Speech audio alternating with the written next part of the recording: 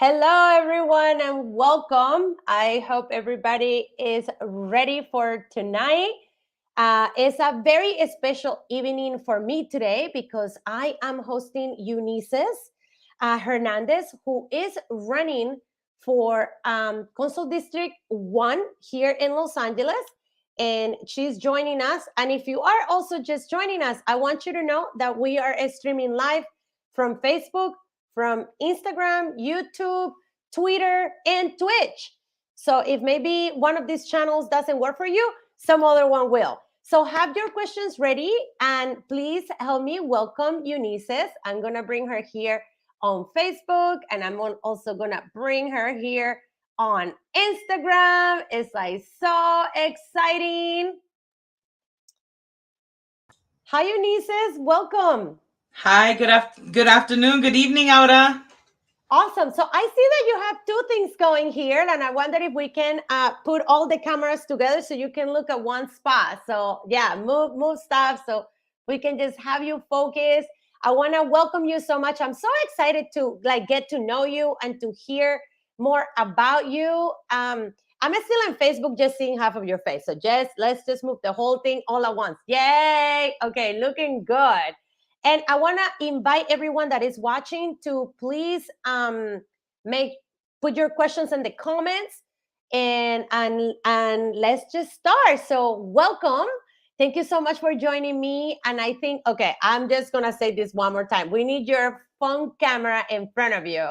So, or your computer camera in front of us, and you're muted on the other side too. So there we go. All right. Yeah, I see all the hearts. I love this. So, but you're muted on your computer for what I can tell. So yes, that's intentional. I was just didn't want y'all to hear me moving my stuff. Okay, amazing. You sound good. I'm still seeing you on Facebook on the side. So okay. If you can move your phone and maybe put it on the screen of your computer so we can just see you one thing. Okay, give me 1 second. There you go. Yes. Yes. We're having some technical difficulties, but in the meantime, I want to ask folks, what is it that you want to ask Eunisses? Let us know. Let us know what are some of the questions that you might have and what are some of the things that you want to learn from her. There you go. That's way better. It's still a little off, but it's good. Okay, Eunisses, so how are you? I'm great. Thank you. Thank you for your patience with me as I navigate, all the technicalities. But, it's been a whirlwind. We're knocking on doors. We knocked on a lot of doors today. I'm running around. So just thank you for your patience as I'm navigating this. I'm really excited. Absolutely. And I want to welcome our audience. And if you hear us well, just put a little heart in the comments. Okay, I can hear the echo again. So I'm going to lower this. We can hear you. Somebody's saying that they cannot hear me. Okay, let me see if maybe this might work better. Okay, if you can, I guess I want to say, this is the teacher in me. If you can hear me, clap once. But I'm joking. If you can hear me, clap twice. Okay, it's still no sound for me or for, okay. I can hear you. Okay. Yeah. Can folks hear Eunisses? Yes. Can y'all hear me? All right. Let her know. Okay, I think we're all set. But now I see that on Facebook, I see your phone a little bit. So okay. I don't know what's gonna I can see it on the screen. So just so you know. But I think we got wait, I see no. Who cannot hear who? Can you guys hear Aura? Oh my God, I'm not sure what's going on. Can you guys hear me? Just put in the chat, we can hear Aura or we cannot hear Son. Okay, people can hear me. All right, great. Yes, awesome. Yay. Can you guys hear no Eunisses? Okay, Eunisses, let's see. Try to bring your... Can y'all hear me? I hear you. Okay. I hear you great. Okay, awesome. All right. So, all right. Finally, I think we are all set. Say something, Eunisses, because I feel like people are saying yes, no. Yes, y'all can hear me, right? Please tell me y'all can hear me. I'm trying my best. I want to say, if you can hear us, clap once. Yes. Thank you. There All we right. go. There Okay. we go. Okay, awesome. Whew. All right. So this is the life of women running for office. I feel like you all got a fair share of how that is like. Tell us about your experience running for office so far. Running for office. So far my experience has been very intense. I'm running against an incumbent, a politician who's had a long career over 20 years. And so it's been very challenging. It took me a long time to decide whether I wanted to run or not because I was nervous. I was scared. I was like, not that I didn't believe in myself, but because of all the work that we had done, I know that the systems were not happy with all the reform that we've been able to accomplish. So it's been challenging, but very exciting. And it's been really cool to meet a lot of young people who say, oh, wow, I didn't even think I could run for office, or I didn't even imagine that someone that looks like me, that looks young, like would be running for something like this. So that's been also very motivating because we're in a moment where a lot of people aren't trusting of government right now.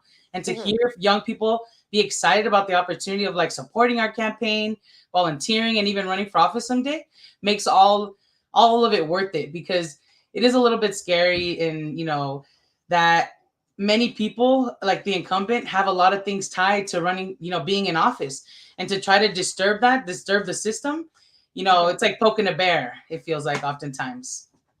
But we have a lot of community on board.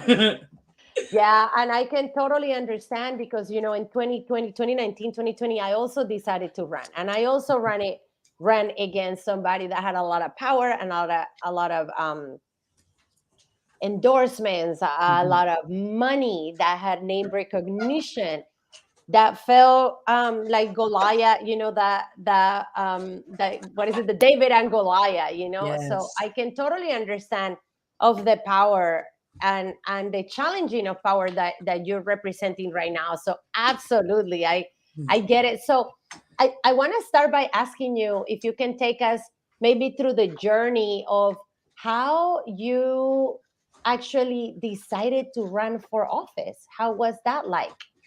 So the journey and let me know, Laura, if this is okay. But the journey. I think I can see your tripod, but I think so. I can see your tripod, but go on. Don't worry about it. Okay. We'll figure it out. Thank you for your patience with me. And Yeah. so the question is, what made me decide to run for office? Yeah. Yes, so I've lived in Highland Park in this district for over 30 years, and I've seen the impacts that the leadership has had on my district. For example, for 9 years we've had the incumbent, and we've had the population decrease of 10% in the Latino community in Highland Park. That's not by accident. That's intentional. That's the displacement of people with rent increases, with conversions from long-term rentals to short-term rentals. And my loved ones were also impacted because of a lack of access to mental health services and substance use services, and even stable housing. Many of the people that I grew up with have been evicted, no longer live in this district, or even can afford to live in the city of LA. And then going to Chinatown and seeing all the empty businesses and seeing how there's a lot of elders there that are not receiving support. And then the last thing is, in Highland Park, the streets are clean, but you take the 110 freeway down to MacArthur Park and it looks like a whole nother country because of an intentional lack of investment. And so all of these things layered upon each other is what drove me to want to run for office, because people in my district are not going to survive another 4 years under the current leadership, because the current leadership is currently not fighting to represent, migrant communities, elders, and young people. I think that this is the reason why a lot of us also decide to run and decide to give it a try and put ourselves out there to to try to do something for our communities. Yeah. So I guess my question also is, this is kind of the path, the trajectory, what you have seen in your own community. How hard is for a grassroots candidate to run for office? It's very difficult for a grassroots candidate to run for office. I am someone who has set really strict parameters around the money that we take. Our team doesn't take fossil fuel money. Our team doesn't take law enforcement special interest group money. And that makes it very challenging for a grassroots candidate, because that means it's harder for us to raise money. The maximum donation someone can make is $800 to a city election. And so we have raised over $300,000. But that is only because we're a part of the matching funds program, where if you're a city resident, and you donate, the city multiplies it by 6. And so that's what's giving us a head up. But, to be a grassroots candidate going against an incumbent makes it difficult to get endorsements. It makes it difficult even for people to donate. Many people have told me, look, I'm scared to donate under my name because I'm afraid of what the repercussions will be for me. So I'll have someone else donate, instead to support you. And even businesses being scared to host events for us and telling us, look, we don't want to host an event because we don't want any revenge to, happen or be impacting on us. And so that's been the most challenging part, where that kind of makes things feel lonely, where you have to be the brave one to step up, but no one else, like very small numbers of people are stepping up that could really make or break this campaign.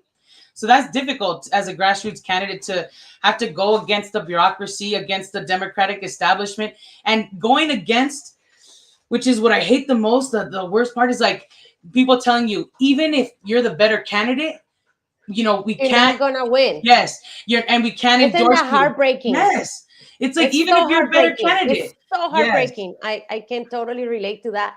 And I just, as someone that also ran and also was told, it doesn't matter, he's gonna win regardless. Um, I want to offer you a little bit of a different perspective. You have no idea how much I won when I lost. It was incredible to me. I mean, I have a whole new set of people that now I consider friends and a strong community. And I want to ask you about this also, like the beautiful stories when you go door knocking. I remember, going door knocking and people inviting me to dinner, late night, or offering me water or lemonade or things, and for me to like share those things, for me to help people. Sometimes I will come knocking on doors and say, I'm running for office, especially if they were older, and they will come up and ask me to come into their home and then show me bills and ask me to help them, especially older people. So I'm curious about what are some of those stories for you, and how is it been for you to like tell us some of those beautiful anecdotes, because I think that's like the richness of running for office, that is beyond the money and is beyond winning a campaign. So tell us an anecdote. That's great. Thank you for that question. And you know what, the one of the things that comes up for me is, in our district we have 54 schools, from elementary, middle school, and high school. And having such close-knit schools and where I lived, like, really made an impact on like how we developed relationships with one another in this community. Yeah. And so I went door knocking, and then I've also done some outreach at some schools. There's a school that's a couple blocks away from my house where it's like right before kindergarten. So it's like preschool, around that level. But the parents that were dropping off their kids to school, one after the other, were people that I had gone to high school with. And they were dropping off their kids at the school that they had gone to. And so to see that intergenerational, like, community and families still existed in a moment where it feels like our community is very much fragmented, where it feels like so many people have been displaced, to go to a school by my neighborhood and to see that and to recognize people, that, like, I'm getting chills just thinking about that, because that's beautiful. That's what we hope for. That's what we fight for. Absolutely. Well, I want to take a couple of steps back, because I want to, well, number one, I want to welcome everyone that is watching. Thank you for being here. We're here with incredible Eunisses Hernadez. She's running for Consul District #1 in Los Angeles. And if you have any questions, please post them in the comments, whether you are in YouTube, Facebook, Twitter, here in Instagram, even on Twitch, I think we're in. So just type your questions in the comments so we can ask Eunisses some amazing questions. But I want to take a couple of steps back, and I want to ask you, what was your trajectory? What was your upbringing like? What, like, I know that you grew up, and it's that is so powerful. And I tell you that I'm Colombian and I immigrated to this country, so my experience is very different than yours. But tell us a little bit about who you are and your upbringing, and all of the details that led you to this moment to decide to take this incredible, courageous step to run for office. Thank you for that question. Like I mentioned earlier, I've lived in this district for over 30 years in the same house that my mom bought decades ago. But that hasn't been without a struggle. I'm sure you remember the 2008 recession. that hit our family really hard, and like it hit Yeah. many others. And we had to rent rooms in our house so that we could pay the mortgage. And I even remember having to go to pawn shops to pawn off my mom's jewelry so that we Mm. could pay the mortgage. And but and I mentioned this, my upbringing was wonderful, where we would play like hide and seek throughout the neighborhood, like in all the houses, because we had built that deep collective culture and community with, our friends. But, slowly but surely, once we got into high school, things started to change. And I graduated in 2008 when the recession just started hitting. And that, Mm. really transformed things, where the same day that we had to take an AP history test in my senior year of high school, my friend was evicted from his home. Mm. He lived a few minutes away in San Pascual. He never recovered from that trauma and has even been impacted by other systemic harms such as criminalization. And he's gone to jail for that. And other loved ones have gone to migrant jails. And I don't mean gone, I mean they've been thrown in there. They've been placed in there because of a lack of access to stable housing, supportive services, mental health services, or they're gang impacted and pushed out. And so these experiences growing up, I thought, oh, I could be a cop. If I become a cop, I would have been the cop that didn't arrest my friend for a weed Mhm. conviction. Or I could have been the cop that when I called 911, when there was intimate partner violence happening in my home, that, law enforcement actually would have gotten out of their car and helped us instead of saying, look, we have more important things to do. We can't do this again here. And so I went to school to get my bachelor's in criminal justice because that's what I thought that was the solution. But I learned quickly that no carceral response had ever kept me and my loved ones safe up until that point, and that no carceral response that exists will keep us safe. And Mhm. so since then, I've dedicated myself to working on ending mass incarceration through the work we do. But that's who I am. I come from a family of migrant parents, son de Mexico, Guadalajara, and Morelia. It's my family has been separated many a times because of different systems, regular jails and migrant jails, and Mhm. that's why I'm fighting, because I've seen us leave people behind, and I don't want to have like leadership that leaves people behind anymore, because those are our people, our most vulnerable community members.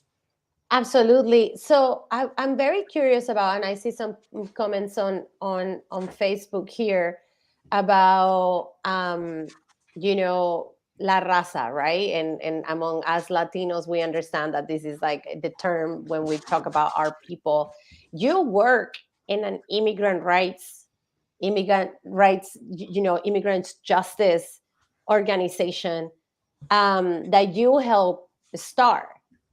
So tell us about your experience starting this organization. What led you to do that, and how are you taking that experience now in your campaign and in the policies that you're trying to enact as a councilwoman?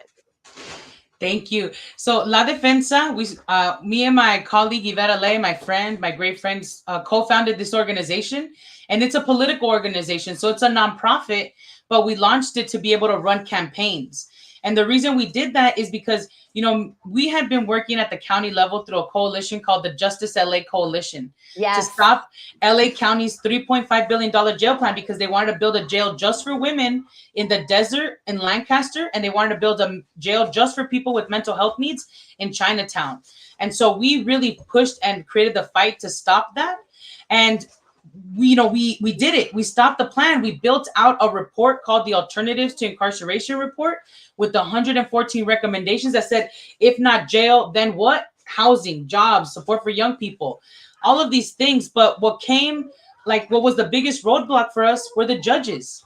The judges weren't allowing us to implement our pretrial reform policies. They Mm. weren't allowing us to advance more alternatives to incarceration. So we said, how do we come for the judges? How do we Mhm. hold them accountable? We tried petitions, we tried emails, we tried meetings with them, and they didn't work. So we said, okay, we're gonna come for them through the electoral process. And Mhm. that's why we created La Defensa, so we could come for them, so that we could find lawyers that matched our values, so that we could also uplift them, so that they could run for judgeship. And this year, we have 4 people that are running to be judges in LA County, 3 public defenders and 1 civil rights attorney. Yes, for the first time in the West Coast, something like this has launched. But again, we launched La Defensa because the judges were the biggest roadblock to us actually liberating our people and reuniting families. And then the second piece was, me and Yvette had done a lot of labor and trying to stop this jail plan, and a lot of the fem labor that wasn't recognized, that wasn't supported, that wasn't resourced. And so we said we're going to create La Defensa so that we could invest in building up a team of young, people of color, trans people, gender non-conforming people, femme, cis women, Latinas, Black, Indigenous, low income. We want to build a team that reflected the communities that we're fighting for. And so that's another reason why we created, because we want to give people an opportunity to get thriving wage jobs and to learn the skills that they'll need to run campaigns so that they can take these leadership roles. And that's what we're bringing to my campaign.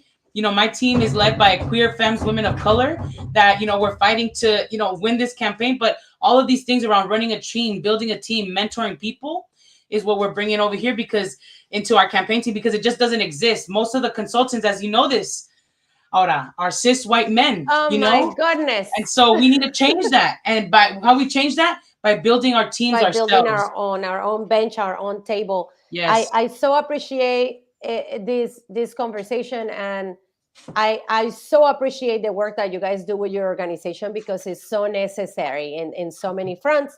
And I hope that we can continue finding ways when the work can be intersectional.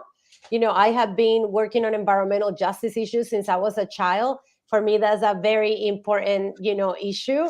And I know that what affects and oppresses and pollutes our environment also pollutes our political process, which I'm trying to stage the next question for you about money and the money in politics, and how it's interesting. How is this notion, of how we do politics, how we run campaigns, and the money-making machine that is out there, right? We have consultants that they barely do the bare minimum for you. And if you win, that's great. And if you don't win, they don't care, because they don't really have a stake on, they don't really have, they don't work with candidates because they really believe it's just a job. Yeah. And I feel like the whole money and politics had created an environment where only incumbents or more established people and established candidates get to make it, because they're the ones that can raise more money. So what's your strategy, and how has been also your experience running for office as a grassroots candidate, and also having these restrictions? Like, I signed so many pledges, the no fossil fuel money, the no developers money, like all the pledges, my money. I really wanted, when I ran, I really wanted my funding to come from everyday people and show the world that is actually possible. And I feel like that's something that you're doing really well as well. So tell us a little bit about how is it to fundraise when you're a grassroots candidate? Yeah, that it's been very tough, again, because of all the restrictions that you mentioned, but it's been very also exciting to see the donations that have come in. I've seen donations come in from $1 all the way to the max of $800 and everything else in between. And I know that the money that they donated, that was the most that they could give at that time. And our average donation for our campaign is less than $100. And so that's really important for us. Yes, it's people donations. We're people powered. And, 4 years ago, the incumbent said, I take money from developers for my campaign because my community doesn't have the capacity to raise funds for my campaign. And we're showing that that's the complete opposite, that when you have community support, community is going to throw down for you, and they're going to donate whatever they can, even if that's $1, to make sure that you can move forward. And that's energizing me. And but again, the biggest piece, we need to move away from, like these electoral races where it's all about money, and move towards like publicly funded elections, because people will 100%. Say, people will say, I'm not bought. I took money from developers or the oil industry, but I'm not bought to these votes. And then you can't do anything for the next 4 years because they're locked in and they're not voting for the things that they said they would vote for. They're not supporting the issues that you want them to support on because they don't have to. They're already in. And that's the difference between us as well. And like grassroots campaigns are being so connected to community that we co-govern with community. We're not just, the policy and the resource will come from community, not from the top down. Yeah, absolutely. Do you have to do call time too? I Oh hated hell that, yeah! but I have to Oh do my call god, I have time. so much call time to do. Yes, that's in the beginning. It was hard too because I was like, oh, like I don't want to bug people. Like I don't want to ask them for money. But then people have been really like laying it down. Like, look, you're not asking money for yourself. You're asking money to actually have a fight that's resourced so Yeah, that you can pay people a thriving wage to knock on doors. It's that has been very like, okay, snap out of it. Like we're raising money to win this, and so this money's not for me. This is for us. And the thing that we're doing, even with all the donations that we're getting, we're going to very soon publicly post where all the donations go to. So you can see how much went to digital ads. So you can see how much yes, went to staff time because public accountability, especially budget transparency, is really important to me. absolutely. Something that I used to do that is kind of wild, and people used to always give me so props about it. I used to live stream my call time. That's awesome. Yeah. That's I used awesome. to I put didn't my see that. I used to put the video and me calling people so people know how hard it is and how hard we are really fighting to build a movement that includes everyone and that gives a voice to people that are traditionally unheard. Mhm. So I used to do that. I thought it was wild. And people will always tell me things like, post a sign with like, how do we donate? Because, I was like calling folks and this and that. So, and also to show people what, call time is and how the political process works. I think it's Yeah. extremely important for people to know that this is kind of, I mean, unfortunately, that this is what we have to do, that you have to, dial for dollars. So For I really real. commend you. And calling strangers, Yes. calling your ex-boyfriend, calling all the people like, yo, please, let's get Todos, this. Todos, todos, a hay que todos, llamarlos a a todos se todos. llamaban, a todos se llamaban, absolutely. Um, I know that you also have inspired a movement among young people in your area and in your district, because like you said, you have a lot of tights. You were born, raised in this area, and that is so beautiful. What an honor to be able to serve the community that saw you, grow up. Incredibly, incredibly honorable and beautiful. What are some of the youth that participate in your campaign? What are some of the focus that they want to see through you as you continue running for office?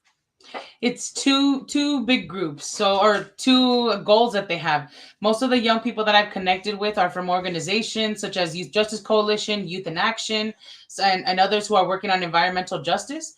And so the biggest piece is the environment. I was at a fundraiser where a 5-year-old girl asked me or asked us like, what are your thoughts on the environment and how are you going to keep us safe around it? Yeah, And we were like, what the? But that's the young people, because they're the ones that are actually having to worry about whether there's going to be a planet for them or not. And so to hear that question from her was very exciting. And the second piece is around reinvesting in schools.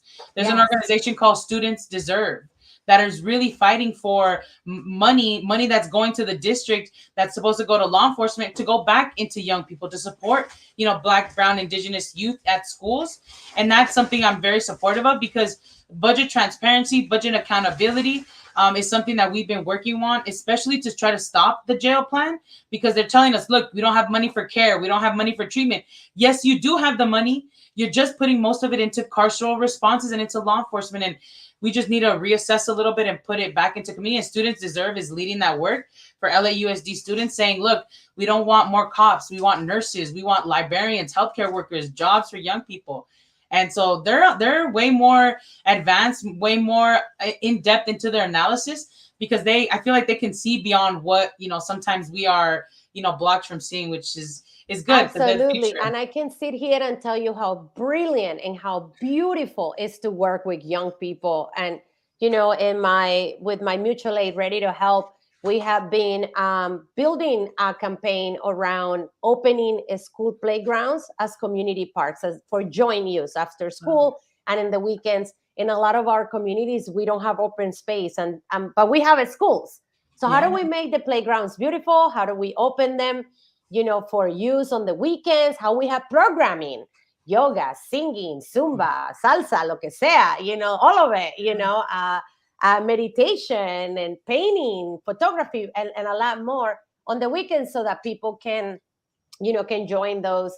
And it's been such a beautiful experience working with young people. They're so incredibly powerful, and it's just so exciting. So I can only imagine, like your work with young folks, and especially showing them how electoral work gets done, and one day hoping that they'll be the ones to also do it. So it's like really exciting. Yes, and So I I feel want to like, move on to go ahead. another question, and I think as somebody's asking this here in it's a question around reaching voters.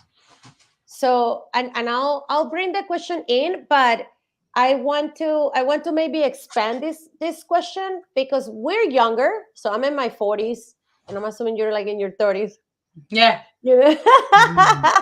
No I'm at need to 30s. go farther than that here. but a lot of people maybe not so in tune with maybe even Facebook, especially like 50, 60 year olds, like older. Even though my dad is very hip, he's in Facebook, My and mom he's in too. his 70s. but but like, how are you reaching voters that, number one, have understand that there is somebody already in office, and that person has more name recognition? So Mhm. how are you fighting the name recognition part across the board? And and what are some of the things that you're doing to make sure that all folks, including the young people that don't want to be on social media, I know some of those too, what are you doing to make sure that they also know about you and your vision and can get involved? That's a great question. So one thing that we're doing is meeting the people where they're at. So Mm-hmm. we're almost done knocking on the whole district one time. We're going to knock Oh, on other parts of the district 2 or 3 times. And because that's really important for us to meet people where they're at, the one thing we need to do is get into more apartment buildings, especially there's a lot of elder apartment buildings where this is the second piece that we need to do, is ensure that we create accessibility through language justice.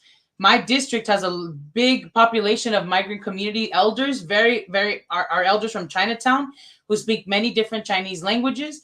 We have people in MacArthur Park who speak Spanish, but also some indigenous languages. So making sure that we have our materials tailored to the different communities that we're going to do outreach to is very important as well. And for Measure J, we didn't knock on doors, but we went all digital, and that right. got us 2.1 million voters. And so digital is also something that where we actually meeting people where that, especially disabled people who are not going out and about in community, and even some of our elders. My mom is also hip to Facebook. And then the last thing is we're meeting people where they're at, but through parties, through hosting like Yes, dance because who party. doesn't want to Yes, dance? Come exactly. on. The young people want to dance. The young people want to go have fun and enjoy food. So we're trying to meet everybody in these different lanes on where they feel welcome, and they're already partaking in those spaces. So we just hop in. Awesome, awesome. Great question. Broken win up to toy. Excellent question. Excellent question. And I want to invite everyone to share your questions. Just type them in the comments so we can ask Unisses other questions. And you can join the conversation also by typing your impressions and your questions in the comments. I want to just get very real with you, because a lot of people see you out there when you're running for office, and they see your smile, and maybe you have your jacket and you're looking great, and everything is put together, and they don't understand or even know all that requires behind the scenes to make sure that that things work, and that you're in your best, because that's the other part, that you have to constantly be smiling even when things are falling apart, you know as you know. So, and it's, I can fairly say this, and I want to bounce this with you. It feels extremely lonely when you run for office, even when you are surround hundreds of people, and when you're knocking on doors and you're meeting 10, 20, 30, 50, like so many people. But it feels like you're in an island, and it feels so isolating. um Number one, I want to ask you, do you have also that feeling? And how do you fight that feeling, and how you find solace in whatever it is to help you keep going? Yeah, so that's a very that's the perfect word to describe how this feels sometimes is lonely. Like I have a phenomenal team, a lot of loved ones and supporters, but it's just a whole different ballgame to go through this internally, to even just getting put together, right? Like understanding that there's a whole different lens that people are looking at you with, which is also a, a learning curve. But it's part of the process, but it is a lonely process. But the thing that I've been doing to overcome, that feeling and any other feelings that perhaps aren't helpful is one, grounding myself in a journey of balance. The Mm. universe through many different ways has told me you need to find balance in this process.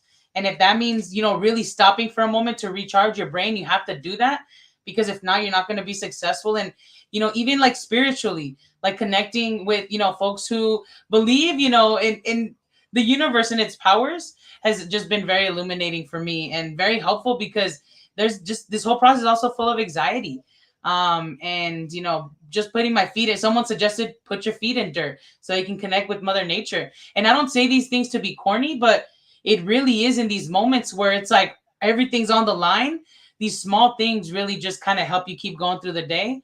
And even people just supporting you, like reaching out to you, has been very helpful to me. 100%, 100%. I couldn't agree with you more. I remember when I ran for office, it would be, and I feel also it's like so much excitement, because you're like out there and people love you, and then people don't, but they love you more. And it's just like all this energy that is just so exciting that sometimes, at least for me, what helped, I will come home, like around 8:30, 9 p.m., and I would sit. And as I was feeling my body kind of coming down to earth, I don't know if you feel this too, like that. I'm like, oh, I'm back. I'm back in my body and I'm back. I had no other medium to release but to cry. Mm-hmm. And I would Yeah. just sit and cry. And I would Yeah. just sit and cry and cry and cry. And sometimes it wasn't anything bad. It was just like, it's just such a intense, energy. So I get it. Like it's just I'm I there with you.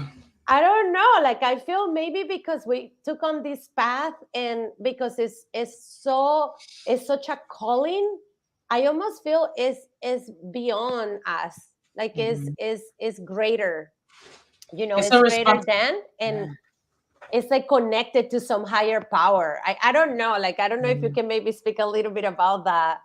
Yeah, no, I completely agree with you. And it's like, because, we are taking this very much seriously. I feel like because we understand like what's at stake, the Mhm, gravity of the issues in a way that, is not disconnected. As you're a politician, you become disconnected. At least mhm, that's what the city council is. And so what you're talking about, or has just, it reminds me of like just bringing it back down, like mhm. grounding ourselves in this whole process. But yes, full Yeah, agreement with you. absolutely.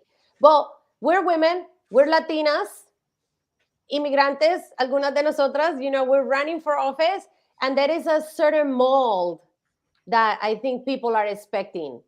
Whether even with your hair, or if you're Mhm. wearing too much makeup or not makeup enough, you look tired, you're big, you're not big, you're too little, you're too tall. I mean, it's everything, right?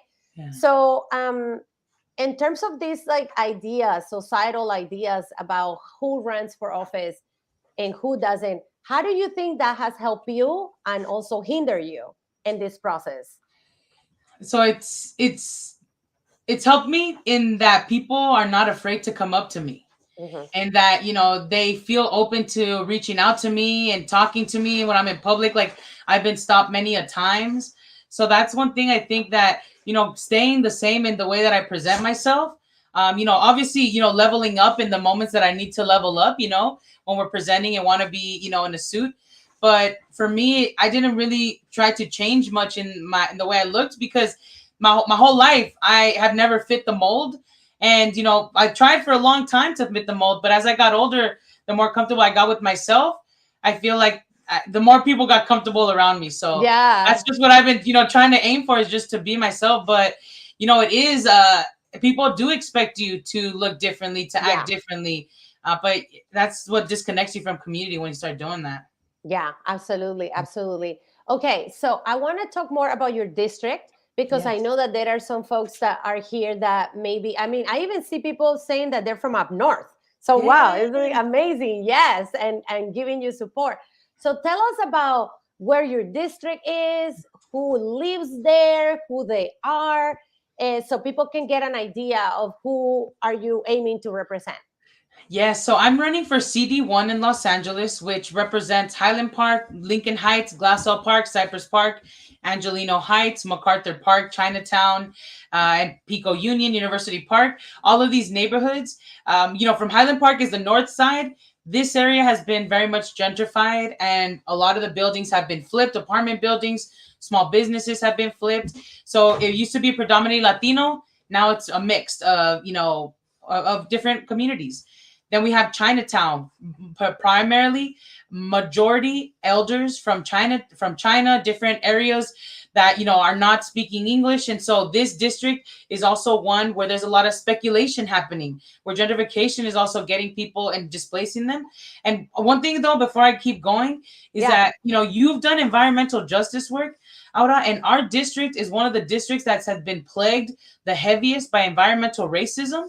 We have over 700 oil wells that line the district that have been giving people asthma, that have been really impacting their long-term health, and that's in our district. And so when you mentioned that earlier, like I just think about like our district is predominantly people of color, predominantly migrants that have been forced to live in these conditions without any support. And we cover a lot of area in MacArthur Park as well, which is a large migrant community, Spanish speaking, but that's our district, a district that's plagued by a lot of wage theft. There's during COVID-19, we citizens got thousands of dollars in relief from the government. Yeah. Migrant communities didn't get any COVID-19 relief. So when Yeah. you think about the people who are struggling, and there's a lot of people in my district who are struggling because they didn't get the support that other communities got, particularly migrant communities, they're struggling even still. Incredible. Thank you so much for giving us that overview. Some folks are asking here if there are going to be any debates with you and Gil Cedillo, who is the current city council member and I the hope so. incumbent. I hope so. I'm ready for it. I welcome it. I'm excited for it. If he's down, I'm down. I know Yeah. that we want to do a public forum so Uh-huh. that community can ask questions publicly. Like I am more than open to that. So I hope that it does happen.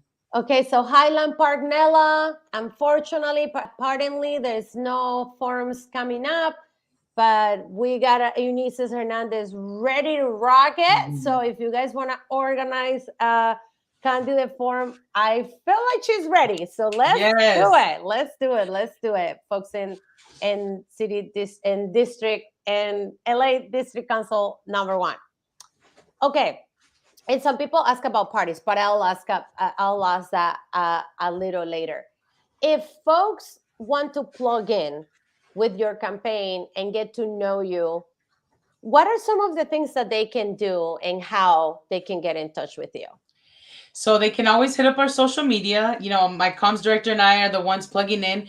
But the best thing they could do is plug into our volunteering opportunities. We door Yes, knock every single day of the week. So that's 7 days a week. We have postcarding writing parties. Last night we had one. We had a postcard writing party where 15 people, attended, and we wrote 25 postcards each that are going to homes in the district. That's another way where you can come meet us. We do canvassing days with Highland Park in Lincoln Heights. So if you have a particular neighborhood that you want to tackle, there's a lane for that. Text banking, phone banking. Also, we're trying to get digital organizers. So if you're someone who's regularly on the internet and want to be on the social media platforms to support our campaign, we have roles for that. And so anything you want to do, we have the capacity for. And the last thing I'll say on this is, many campaigns, there are several candidates running for election, which means that, they're going to make it out of the primary in June to go to a November election. absolutely. Our race is not doing that. Only myself and the incumbent qualified to be on the ballot.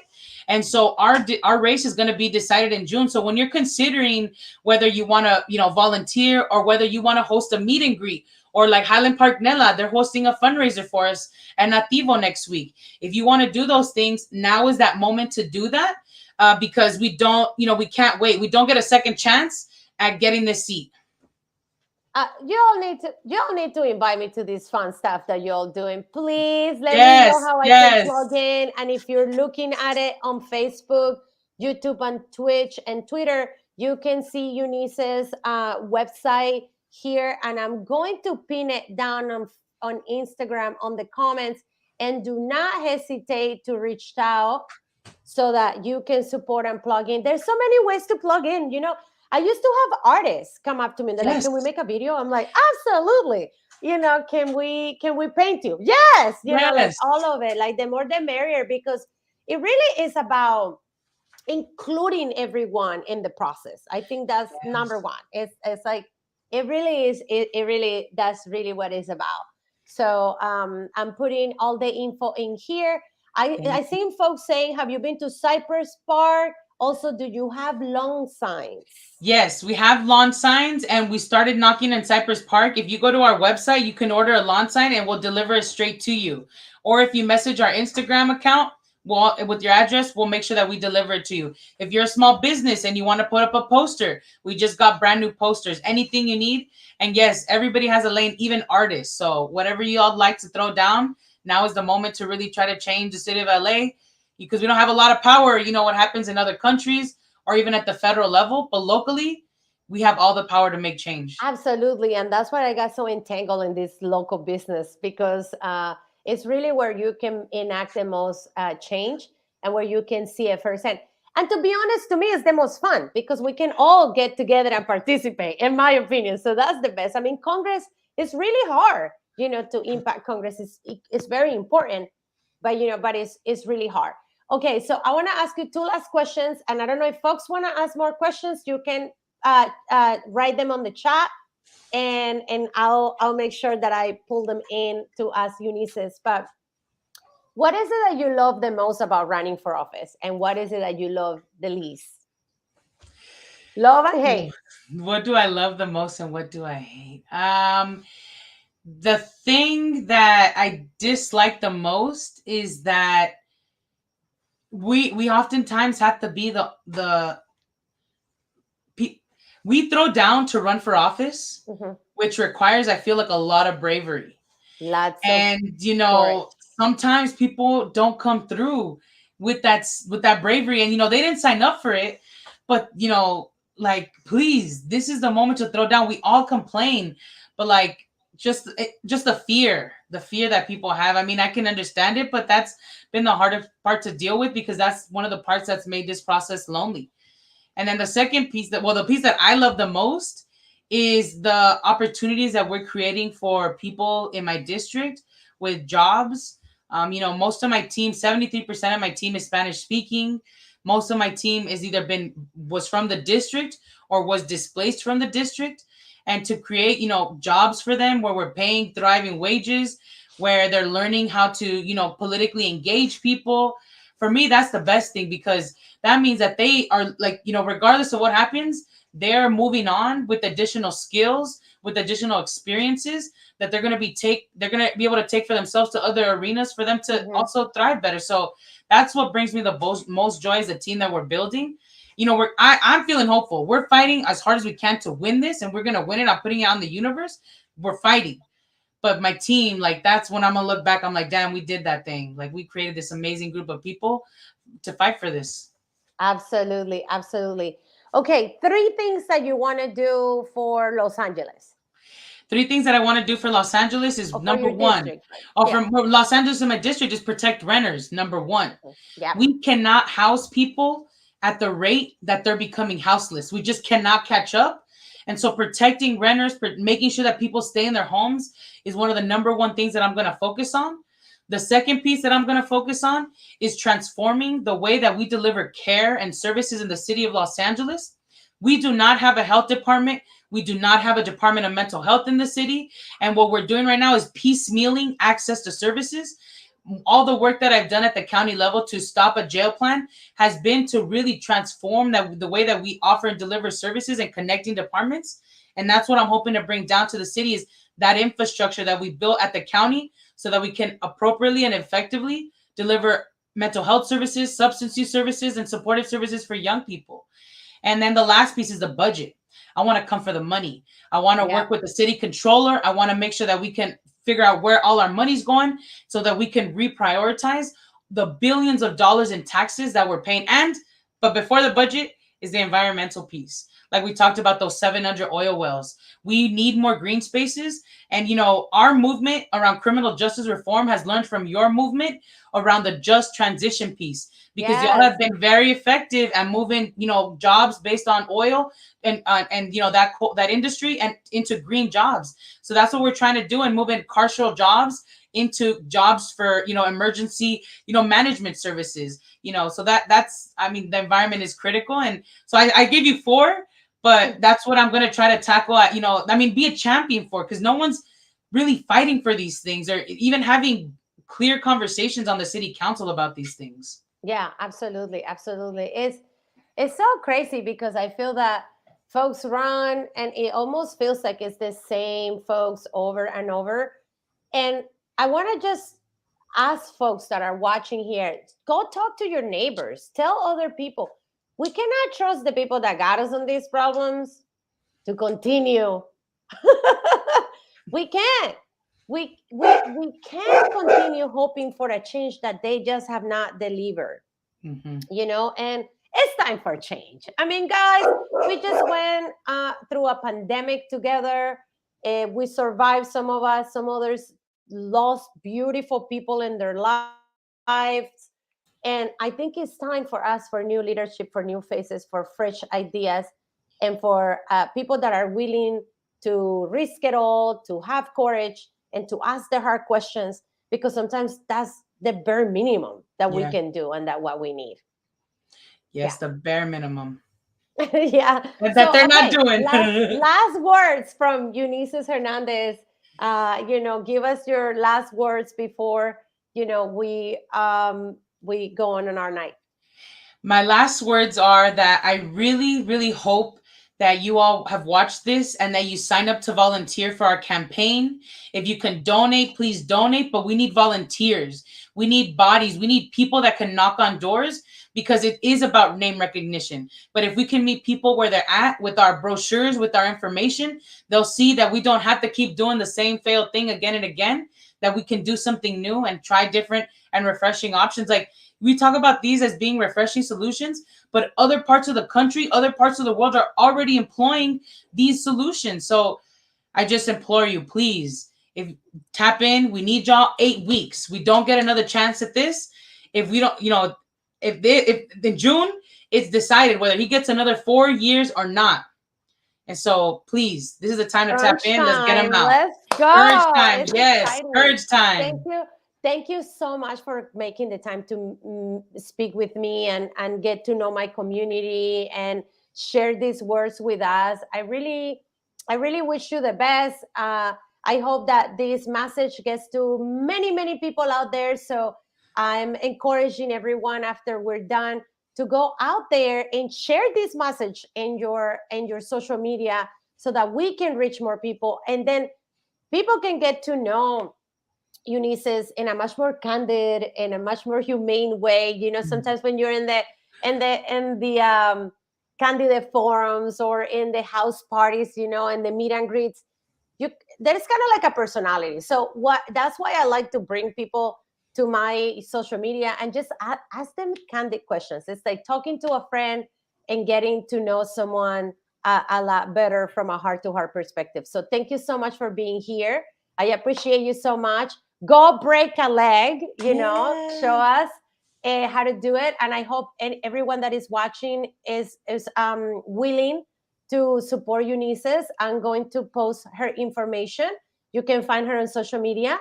So guys, have a great Thursday night and get involved. Thank you, Aura. Thank you for everything you do for us and for giving us a platform. You're amazing.